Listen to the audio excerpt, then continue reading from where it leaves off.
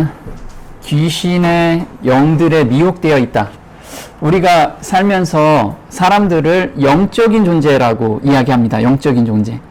영적인 존재이기 때문에 하나님의 영이 아니면 사단의 영의 지배를 받고 있어요. 둘 중에 하나에 우리는 지배를 받고 있습니다. 중간은 없다라는 거예요.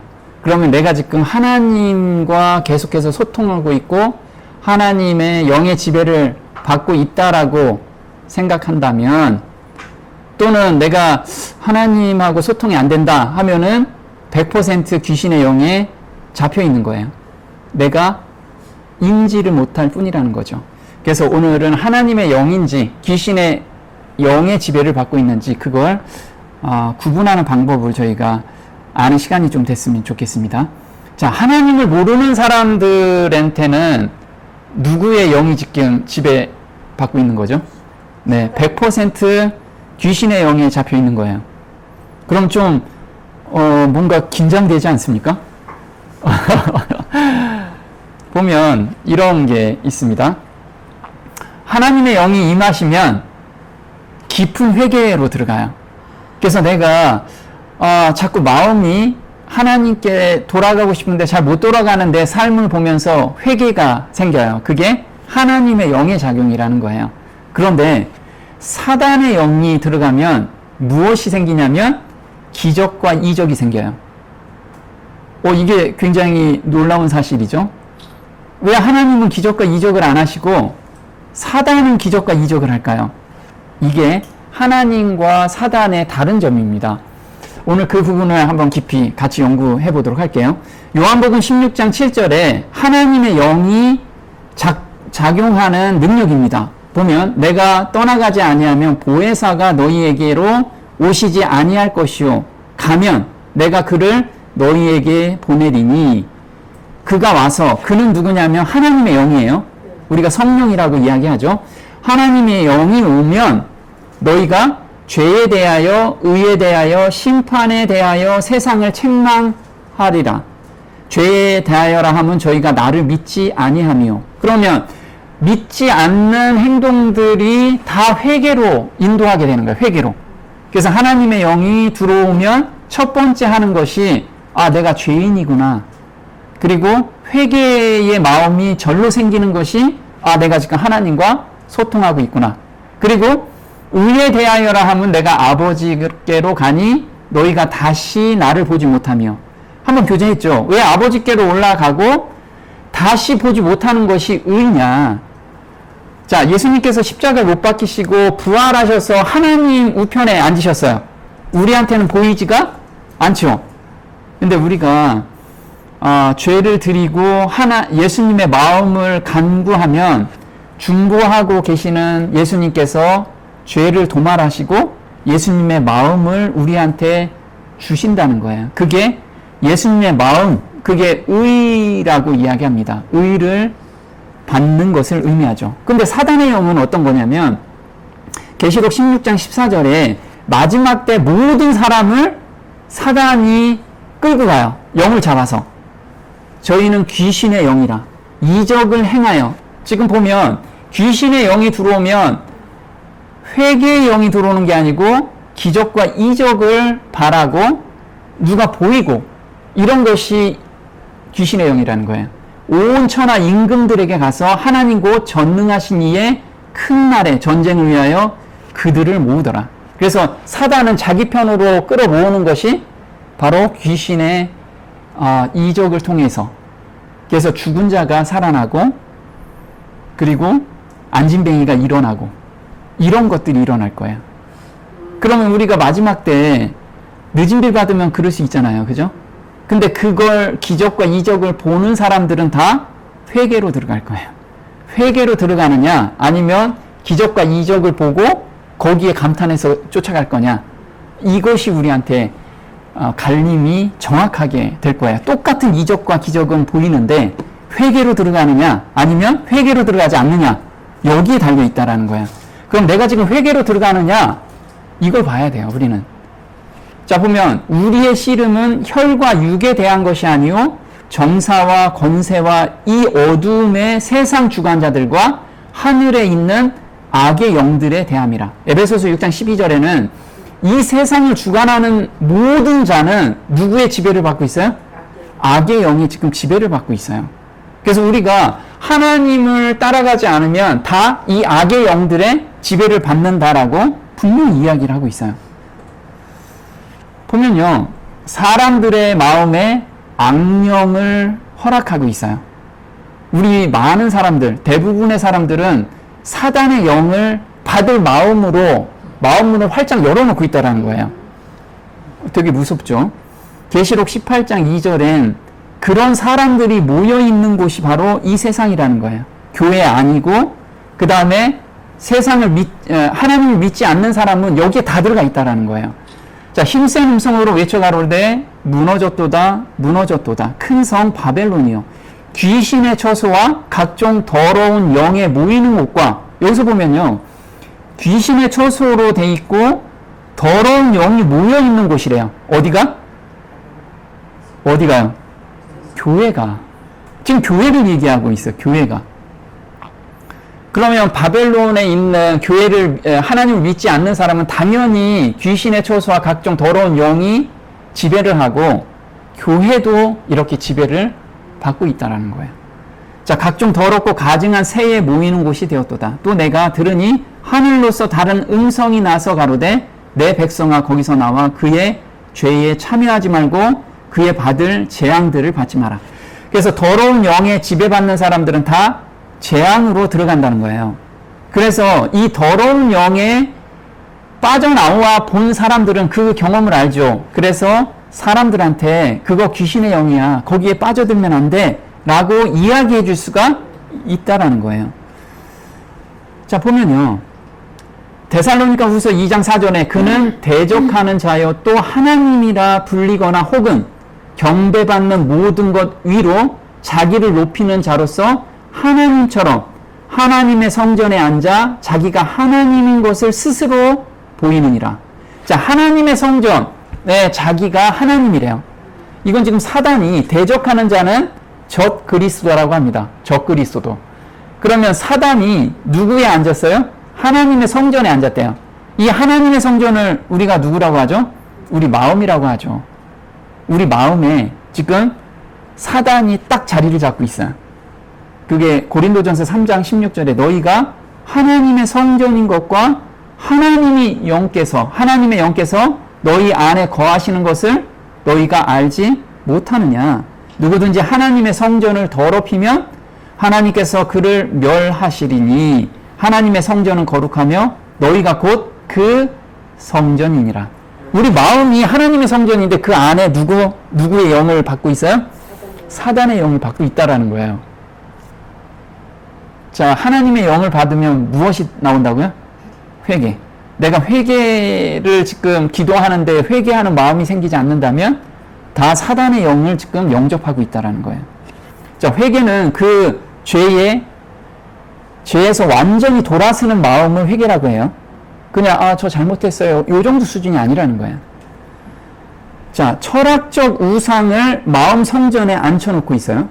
이건 뭐냐면 사단은 하나님의 속성을 잘못 나타내므로 사람들에게 하나님을 거짓된 품성을 가진 분으로 믿게 한다. 많은 사람들은 여호와께서 좌정해 계실 마음의 자리에 철학적 우상을 앉혀두고 있다. 소위 현명하다고 자처하는 사람들의 신, 철학자와 시인과 정치가와 문필가들의 신, 교양 있는 상류 계급의 신, 많은 대학과 심지어 어떤 신학교의 신들은 페니키아의 태양신 바알보다 별로 나올 것이 없다. 이건 뭐냐면요, 똑똑한 사람들이 자기 철학을 가지고 있어. 자기 철학을 하나님의 자리에 자기 철학으로 그걸 똘똘 뭉친 사람들이 있습니다. 그래서 그 사람들 얘기해보면 인간적으로는, 특히나 성공한 사람들은 자기는 이렇게 성공했어, 이게 자리를 딱 잡고 있는 사람들이야. 이걸 지금 이야기를 하는데요, 하나님의 속성은 능력만 있는 분이 아니라는 거예요. 하나님은 말씀 하나로 천지를 창조하시지만 그 위대하신 분이 우리의 죄를 위해서 자기 자식을 내놓는 그 부모와 같은 사랑이 있는 분이라는 거예요. 이 두 가지 속성. 근데 사단은 두 번째 속성은 빼고 능력의 하나님만 계속해서 우리한테 보여주는 거예요. 그래서 교회를 믿으려면 아픈 사람이 병이 나야 돼. 그럼 그거 보고 교회 다니잖아요. 이것은 하나님의 속성을 잘못 나타낸다라는 거예요. 자, 보면 철학적 우상이라고 해요. 우리한테 가장 많이 들어온 사상이 바로 이런 사상입니다. 지금 사람이 죽으면 뭐가 올라와요? 영혼이 바로 빠져나가는 거. 이게 철학적 우상이라고 그래요. 이게 어디부터 출발했냐면 철학자 플라톤의 이원론 사상이 대부분의 기독교인의 마음을 사로잡고 있어요. 이게 철학자의 사고가 교회 안으로 들어온 거예요. 자, 플라톤이 정립한 사상입니다. 우리가 지금 믿고 있는 사상하고 비슷해요. 우리 영혼 분리 사상을 믿고 있는 사람들. 자, 죽음이란 몸이 영혼으로부터 분리되어 존재하고 영혼이 몸에서 분리되어 존재하는 것을 의미하지 않는가? 의미한다라는 뜻이죠. 그래서 죽으면 영혼이 이렇게 분리된대요. 우리가 몸에 의해서 방해를 받고 있는 한, 그리고 우리의 영혼이 그토록 큰 악에 의해서 더럽혀져 있는 한, 우리는 결코 우리가 원하는 것을 충분히 얻을 수가 없다. 그래서 플라톤은 내 이 육신이 더럽고 추악하잖아요. 계속 죄로 넘어가고 죄를 지으니까. 그래서 진정한 철학자들은 죽음으로써 영혼이 빠져나가서 온전한 상태로 가는 것이 진정한 철학자다. 이걸 의미해요. 근데 이 사상이 어디에서 정립이 됐냐면 천주교에서 정립이 됐어요. 천주교에서. 자, 이 그림을 보면 요 밑에 연옥에 지금 천주교가 사람들이 연옥이란 사상을 갖다 놓은 거예요. 그래서 사람이 죽으면 천당과 지옥에 바로 가지 않고 어디로 가요? 연옥으로 간 거예요. 연옥으로 가서 이 살아있는 사람이 기도를 열심히 하면 이 연옥에 있는 사람이 저쪽 위로 올라가. 천국으로. 이 사상, 이게 완전히 사탄의 사상으로 우리 모든 사람을 지금 지배하고 있다라는 거예요. 그래서 천주교 교리가 어떠냐면 이렇습니다. 교회는 지옥의 존재와 그 영원함을 가르친다. 죽을 죄의 상태에서 죽은 영혼은 죽은 다음 곧바로 지옥으로 내려가며 그곳에서 지옥의 고통, 곧 영원한 불의 고통을 겪는다. 그래서 천주교에서는 죽으면 바로 지옥에 간대요. 그러니까 사람들이 어떻게 해요? 헌금을 잘 안 내. 왜? 그 사람이 지옥에 가면 더 이상 끌어올릴 수가 없잖아요. 그래서 연옥이라는 사상을 또 만들어 놨어요. 연옥이라는. 그래서 연옥의 사상은 천주교에서 죽은 후 천국에 들어가기 전에 죄를 씻고 정화되는 과정을 의미하는 교리다. 자, 이 세상에서 지은 죄에 대한 벌을 다 치르지 못한 영혼들이 천국에 들어가기 위해 거치는 일시적인 상태를 말한다. 그래서 이 사상을 만들어 놓고 헌금 많이 하라는 거야. 헌금 많이 하고 기도 많이 하면 천국으로 올라간다라는 거. 이건 성경에도 있지 않고 정말 사람들이 그래서 이걸 믿고서 천주교에서 엄청 돈을 많이 벌었죠. 그리고 기도를 열심히 하면 올라갈 수 있다라는 그 생각 때문에 사람들이 자기 부모를 천국에 올라가고, 그래서 요즘은 부모만 하면 돈이 적게 벌리잖아요. 그래서 자기 10대 손까지 기도로 천국에 올라가게끔 그런 제도를 만들어 놓은 거예요. 이건 말도 안 되는 제도를 철떡같이 믿고 있다라는 거예요. 우리 천주교 엄청난 신자들 많죠. 다 믿고 있다라는 거죠. 근데 이게 기독교에 들어온 게 칼빈이 정립화시킨 거예요. 근데 칼빈은 장로교의 원조거든요. 우리나라에서 가장 많은 것이 장로교예요. 근데 장로교에 다니는 모든 사람이 이 사상에 들어가 있는 거예요. 어떤 사상에 들어와 있냐면 칼빈이 정립한 사상이죠. 사람의 신 혹은 영혼은 몸과 구분되는 본질이다. 몸이 죽은 후 영혼은 감각과 지성을 갖춘 채 살아있다.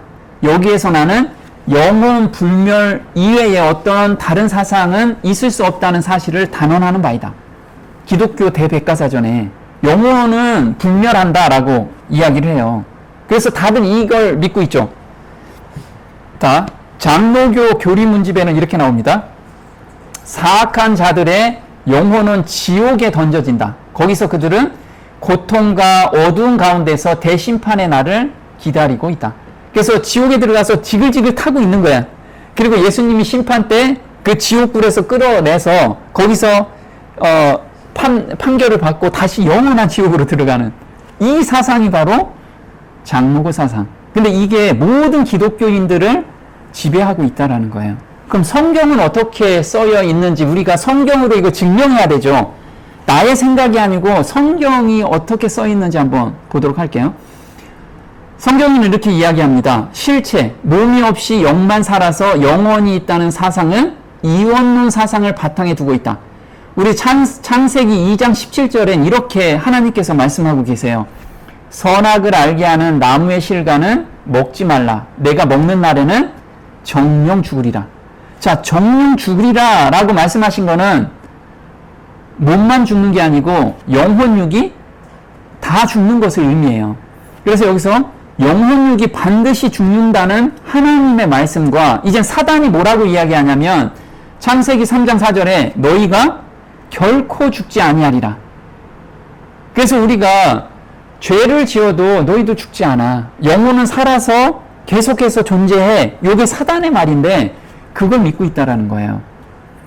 자, 근데 정령 죽으리라. 이게 에스겔서 18장 4절에 이렇게 나와요.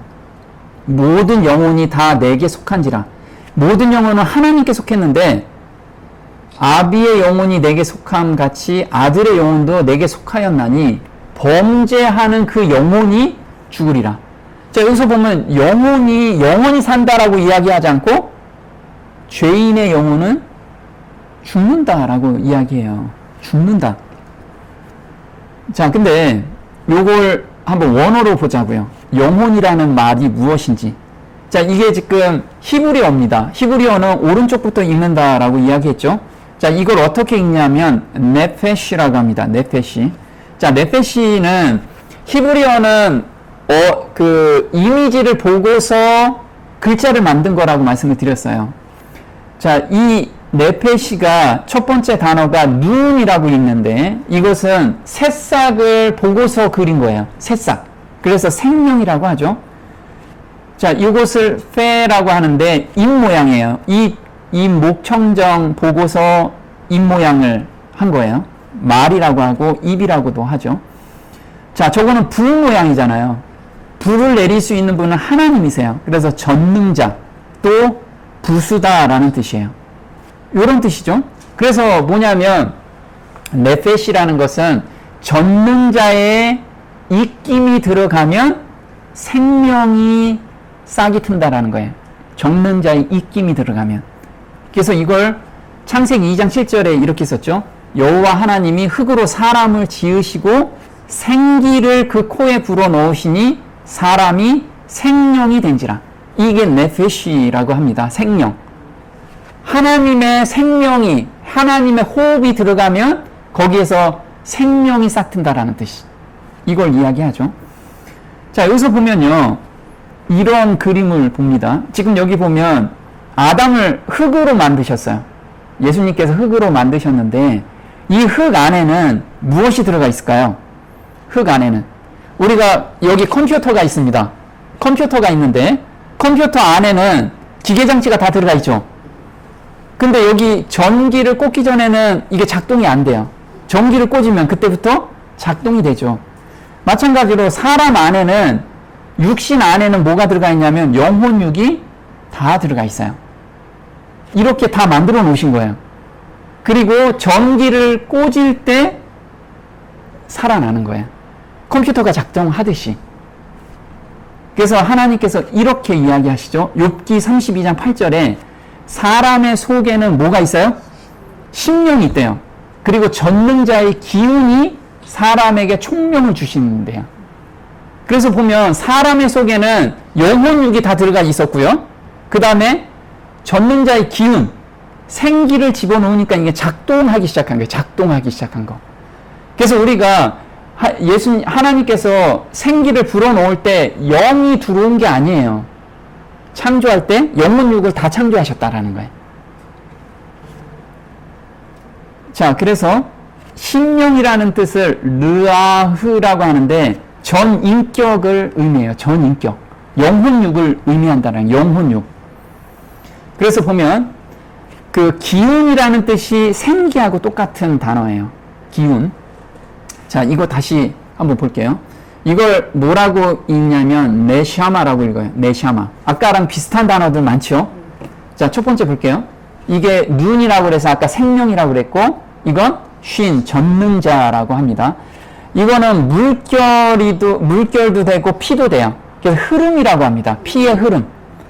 그리고 요거는 보다란 뜻이에요. 헤이. 하나님의 기운이라고도 이야기를 합니다. 그래서 하나님의 기운이 들어가면 뭐가 흘러요? 피가 작동하기 시작하는 거. 이게 바로 생기라고 해요. 그 우리가 피가 작동되면 그때부터 이제 사람이라고 이야기하죠.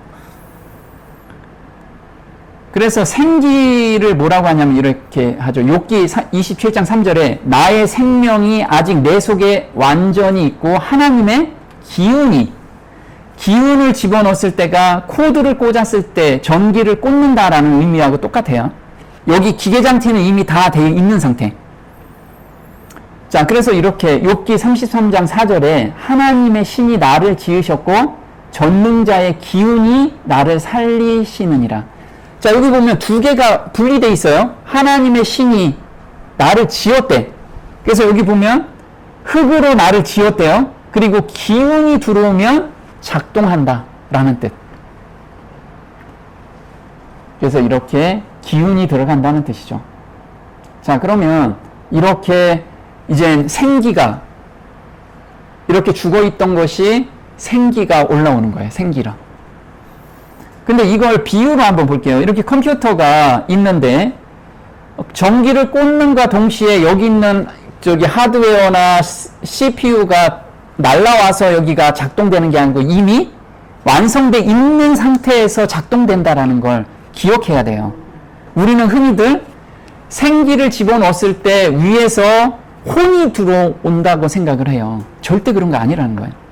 그래서 한 덩어리로 보지 따로 분리되는 건 이게 바로 우리가 속고 있는 이원론 사상이라는 거예요. 하나님께서는 흙으로 사람을 육체를 빚어 놓으시고 영은 부어주셨다. 이게 다 속고 있는 사상이라는 거예요. 우리는 대부분 다 속고 있어요. 그래서 이렇게 코드를 꽂으면 작동하는 거예요. 코드를 꽂는 거. 이게 생기를 불어넣는 거. 자, 근데 요즘 과학자들이 이제 밝혀지고 있습니다. 어떻게 해요? 사람의 몸은 전기의 흐름으로 생명이 유지가 된다. 우리가 보니까 사람이 몸에는 전기가 흐르기 시작한대요. 전기가. 그래서 하나님을 깨달을 때 다이돌핀이라는 게 확 생겨서 모든 병이 없어져요. 이런 것이 놀랍게 과학자들이 계속 밝혀주고 있어요. 근데 우리가 보면 강아지가 있죠. 강아지도 누가 창조했어요? 하나님이 창조하셨어요. 강아지를 보면 생명이 있는 곳에 모두가 전기가 흘러요. 그래서 강아지도 흙으로 빚으셨을 때는 그 장기를 다 만들어 놓으신 거예요. 그래서 전기만 꽂아 놓으시고 그게 작동하게 만든 거죠. 자, 그럼 죽는다라는 건 뭐냐? 전기 코드를 뽑는 것이 죽는 거예요. 영을 빼가는 게 아니고 전기 코드를 뽑는 거.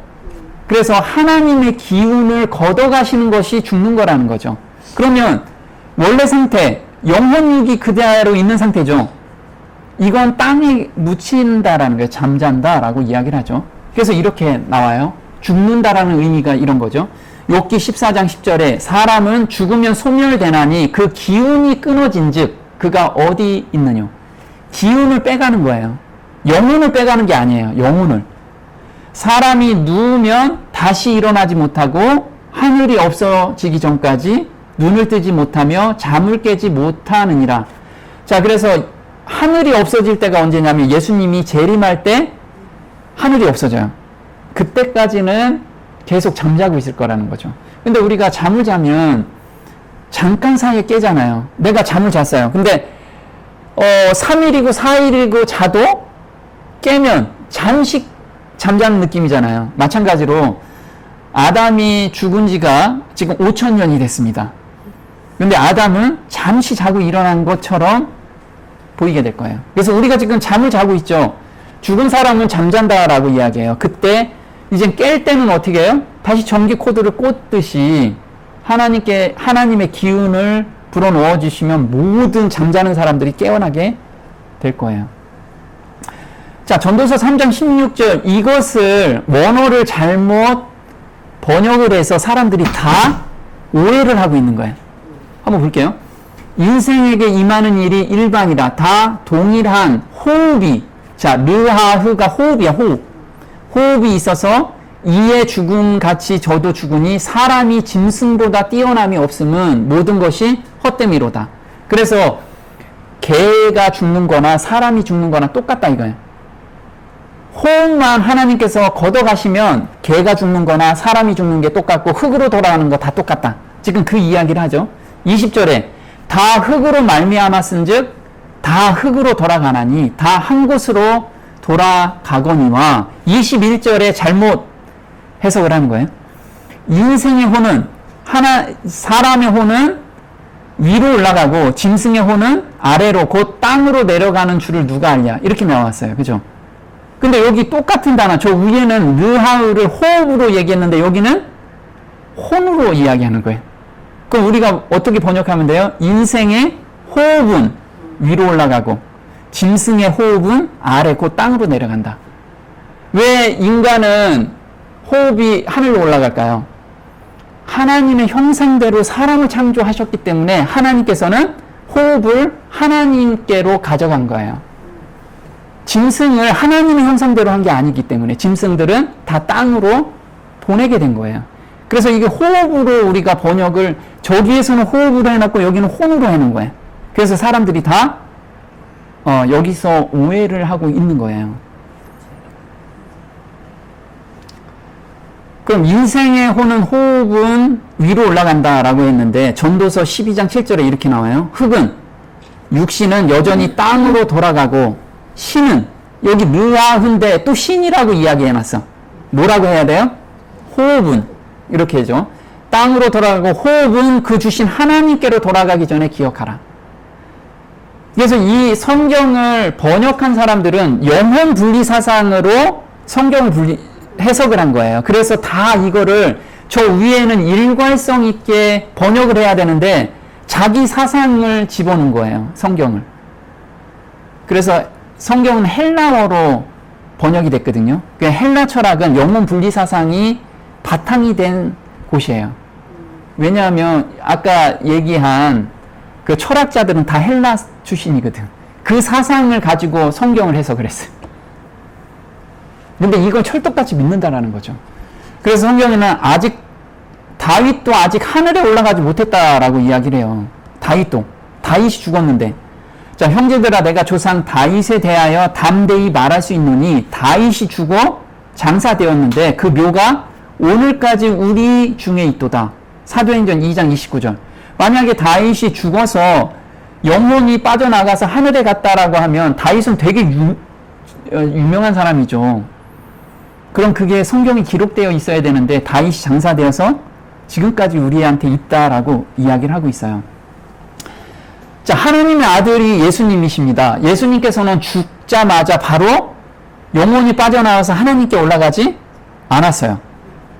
요한복음 20장 16절에 예수께서 마리아야 하시거늘 마리아가 돌이켜 히브리 말로 랍오니오 하니 이는 선생님이라. 예수께서 이르시되 나를 만지지 말라. 내가 아직 아버지께로 올라가지 못하였노라. 이거는 예수님께서 십자가에 못 박히시고 3일 후에 일어날 일이거든요. 근데 우리는 사람이 죽으면 바로 영혼이 빠져나와서 천국과 지옥에 간다고 하는데 예수님께서는 분명히 난 아직 아버지께로 올라가지 못했다라고 말씀을 하신 거. 그렇다면 천국으로 바로 또 지옥으로 가는 게 아니라는 거예요. 전도서 9장 3절에 모든 사람의 결국이 일반인 그것은 해 아래서 모든 일 중에 악한 것이니 곧 인생의 마음에 악이 가득하여 평생에 미친 마음을 품다가 후에는 죽은 자들에게로 돌아가는 것이라. 무릇 산 자는 죽은 줄을 알되 죽은 자는 아무것도 모르며 다시는 상도 받지 못하는 것은 그 이름이 잊어버린 바 됨이니라. 그래서 죽은 자는 영혼이 빠져나와서 내가 뭔가를 보는 게 아니고 자는 거예요, 다. 자고 있다라고 지금 이야기를 해서 죽은 자는 아무것도 모르는 상태에 있는 거야. 우리가 꿈을 꾸면, 잠을 자면 아무것도 모르잖아요. 그와 똑같은 상태에 있다라는 거죠. 자, 그러면 언제 일어나느냐? 요한복음 5장 28절에 지금 잠자는 자들이 언제 일어나느냐? 바로 천국과 지옥에 가는 게 아니고 이때 일어난다라고 이야기해요. 자, 이를 기이 여기지 말라. 무덤 속에 있는 자가 다 그의 음성을 들을 때가 오나니, 예수님의 음성을 들을 때가 오나니 선한 일을 행하는 자는 생명의 부활로 그때 일어나고 악한 일을 행하는 자는 심판의 부활로 일어난다라는 거예요. 예수님이 재림할 때. 자, 그래서 생명의 부활이라는 건 고린도전서 15장 50절에 바울 형제도 이것을 풀이해서 우리한테 알려주셨어요. 형제들아, 내가 이것을 말하노니 혈과 육은 하나님 나라를 유업으로 받을 수 없고 또한 썩은 것은 썩지 아니한 것을 유업으로 받지 못하느니라. 보라, 내가 너희에게 비밀을 말하노니 우리가 다 잠잘 것이 아니요 마지막 나팔에, 이 마지막 나팔이 예수님이 재림할 때예요. 마지막 나팔에 순식간에 호련이 다 변화하리니 나팔 소리가 나매 그때 죽은 자들이 썩지 아니할 것으로 다시 살고 우리도 변화하리라. 이때 무덤에서 열고서 변화돼서 올라가는 거예요. 예수님을 맞이한다는 거죠. 이때가 선한 일을 한 사람들, 그럼 악한 일을 한 사람도 있겠죠. 데살로니가전서 4장 16절에 이렇게 나옵니다. 주께서 호령과 천사장의 소리와 하나님의 나팔로 치니 하늘로 쫓아 강림하시리니 그리스도 안에서 죽은 자들이 먼저 일어나고, 이때 일어나는 거예요. 죽은 자들이 재림 때 먼저 일어나고 그 후에 우리 살아남은 자도 저희와 함께 구름 속으로 끌려올려 공중에서 주를 영접하시리라. 자, 이 사람들이 바로 첫째 부활에 참여하는 자들은 복이 있고 거룩하도다. 둘째 사망이 그들을 다스리는 권세가 없고 더 이상 죽는 것이 없다라는 거예요. 도리어 그들이 하나님과 그리스도의 제사장이 되어 1000년 동안 그리스도로 더불어 왕노릇한대요. 우리가 왕노릇하게 될 거예요. 근데 심판의 부활. 자, 심판의 부활은 악인들은 1000년이 지난 후에 그때 부활을 해요. 심판 받기 위해서 부활하고 멸망하게 되는 거죠. 자, 계시록 20장 7절에 1000년이 참에 사단이 그 옥에서 놓여 바다가 그 가운데서 죽은 자들을 내어주고 또 사망과 음부도 그 가운데서 죽은 자들을 내어주매, 이거는 악한 일을 행한 자들을 지금 심판하기 위해서 부활시키는 거예요. 각 사람이 자기 행위대로 심판을 받고 사망과 음부도 불못에 던지우니 이것은 둘째 사망 곧 불못이라. 누구든지 생명책에 기록되지 못한 자는 불못에 던지우더라. 그래서 이때는 불못으로 소멸되는 거예요. 소멸. 죄 지은 만큼 불에 타서 소멸된다라는 거죠. 영원히 불못에서 지그지그 타서 영원히 사는 게 아니고 이때 영혼육이 소멸된다라는 거예요. 소멸되는 거. 자, 그럼 우리가 악한 일을 행한다라는 뜻은 뭐냐면 죄를 끝까지 고백하지 않는 자를 악한 일을 하는 자라는 거예요. 우리가 선한 일을 해서 어떤 악한 자가 아니냐가 아니고 우리는 다 죄 가운데 있는 사람이고 죄를 짓는 사람들이기 때문에 그 죄를 예수님께만 전가하면 우리는 선한 일을 하는 사람들이라는 거예요. 요한 1서 1장 9절에 만일 우리가 우리 죄를 자백하면 저는 미쁘시고 의로우사 우리 죄를 사하시며 모든 불의에서 우리 어떤 죄를 지어도 우리를 깨끗하게 해주신다요. 그런데 만일 우리가 범죄하지 아니었다면 나 죄 없어요. 저 거룩하게 살았어요. 이런 자들은 하나님을 거짓말하는 자로 만드는 것이니 또한 그의 말씀이 우리 속에 있지 아니하니라. 하나님은 우리 속마음을 다 알아요. 우리 생각도 다 알고 내가 누군가를 안 좋게 생각한 거 그게 다 죄라고 이야기하는데 난 나쁜 짓 안 했잖아요. 이런 자들은 다 하나님께서 거짓말하는 자다. 그래서 그런 자들은 악을 행하는 자야. 이렇게 얘기하고 있어요. 솔직히 얘기하면 돼요. 나 이런 잘못했어요. 하나님 용서해 주세요. 그리고 다시는 이런 범죄를 범하지 않게끔 저를 바꿔주세요. 마음을 좀 바꿔주세요. 저 좀 살려주세요.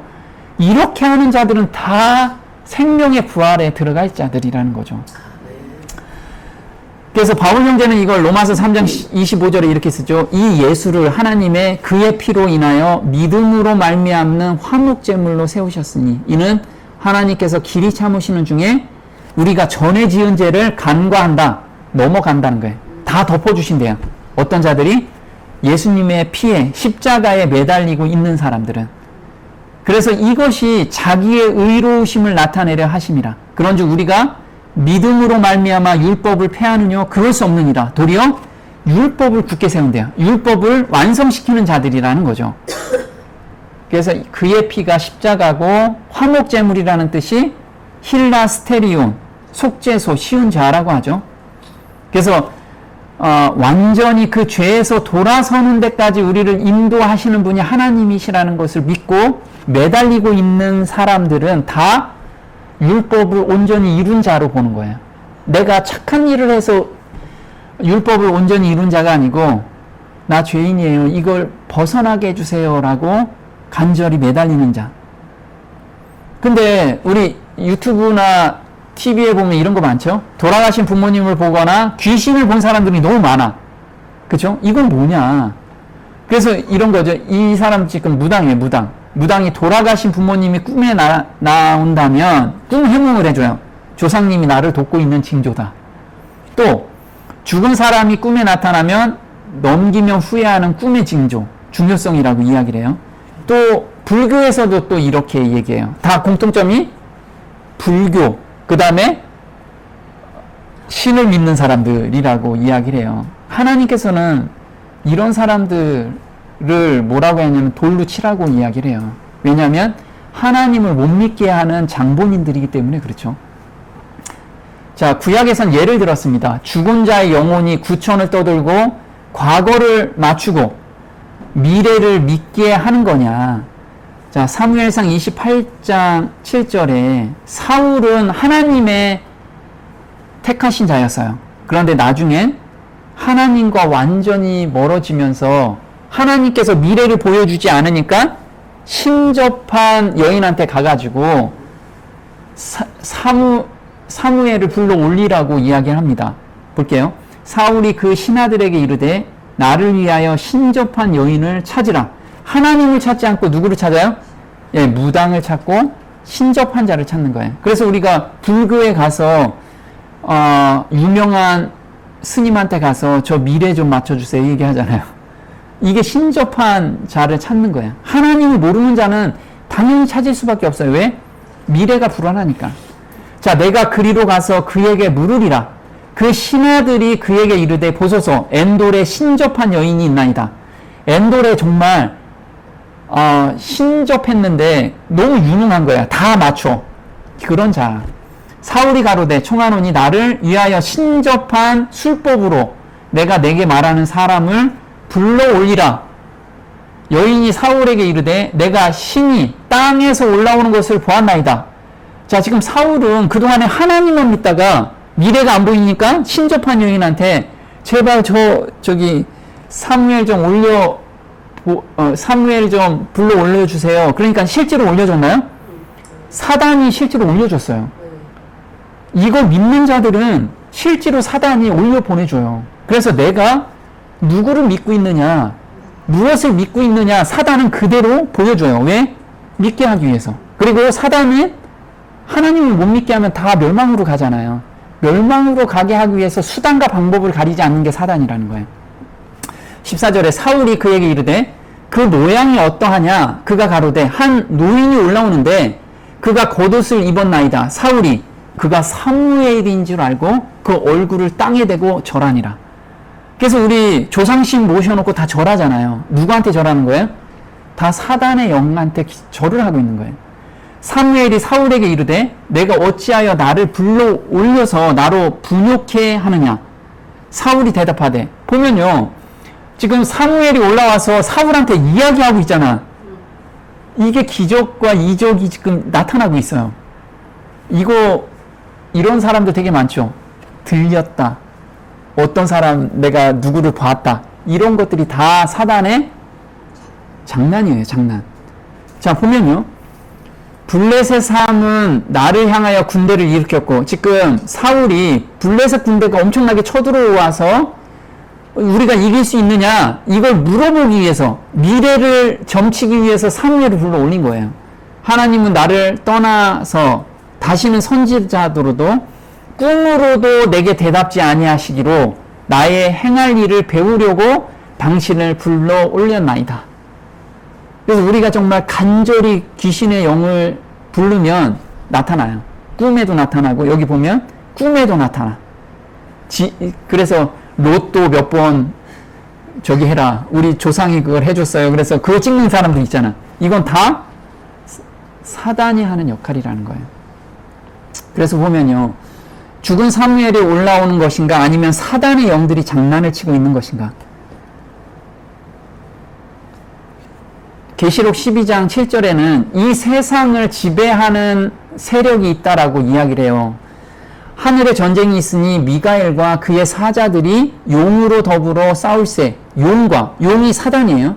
용과 그의 사자들도 싸우나 이기지 못하여 다시 하늘에서 저희 있을 곳을 얻지 못한지라.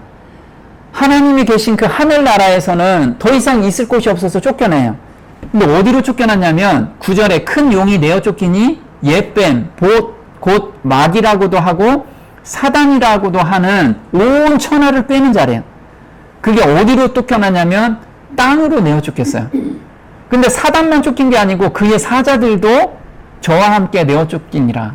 그래서 악한 영도 같이 쫓겨 내려왔어요. 얼만큼? 우리 이 지구 인구보다 몇 배나 많은, 우리가 지금 80억 인구라고 하는데 80억보다 몇 배나 많은 사자들이 와 있어요. 그래서 이 사단의 사자들은 우울증에 걸린 사자들도 있어요.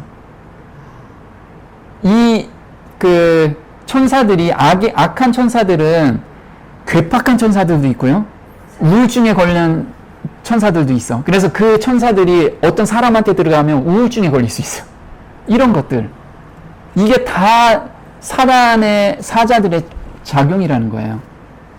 자, 에베소서 2장 1절에 그때 너희가 그 가운데서 행하여 이 세상 풍속을 쫓고 공중 권세 잡은 자를 따랐으니, 공중에 지금 권세 잡은 자가 있대요. 누구예요? 사단의 영이 공중의 권세를 딱 잡고 있어요. 근데 그 자는 누구냐면 지금 불순종의 아들들에게 가운데서 역사하는 영이래요. 그럼 불순종의 아들들이면 하나님의 말씀을 불어 잊고 하나님을 안 믿는 사람들한테 지금 지배하고 있는 영이라고 이야기를 하고 있어요. 그 영들의 역사라 이거예요. 자, 천하를 깨는 자예요. 그래서 나도 모르게 지금 그걸 다 속고 있다라는 거죠. 보면 그것은 그들의 사랑하는 사람들을 무덤 속에 장사하는 자들의 동정심을 붙잡기 위하여 고안된 사단의 가장 성공적이고도 매력적인 속임수다. 악한 천사들은 사랑하는 자들의 모습으로 나타나서 그들의 생애와 관련된 사건들을 이야기하고 그들이 살아 있을 때에 했던 행동들을 그대로 한대요. 그래서 앞으로 사단이 하나님을 못 믿게 하기 위해서는 죽었던 아버지가 다시 살아나서 똑같이 이야기하는 거예요. 예전에 행동했던 똑같은 행동을 하고. 왜? 사단은 6,000년 동안 한 잠도 자지 않고 모든 행동을 알고 있는 자기 때문에. 그래서 또 이와 같은 방법으로 그들의 죽은 친구들이 천사가 되어 그들을 굽어보며 그들과 대화를 나눈다고 사람들로 믿게 한다. 죽은 친구의 모습으로 변장한 이 악한 천사들은 일종의 우상 숭배라고 할 만큼 존중되며 그들의 말은 하나님의 말씀보다도 더 무게를 지닌다. 그래서 성경대로 우리가 말씀을 믿어야 되는데 이런 자들이 올라와서 우리를 미혹하게 할 거예요.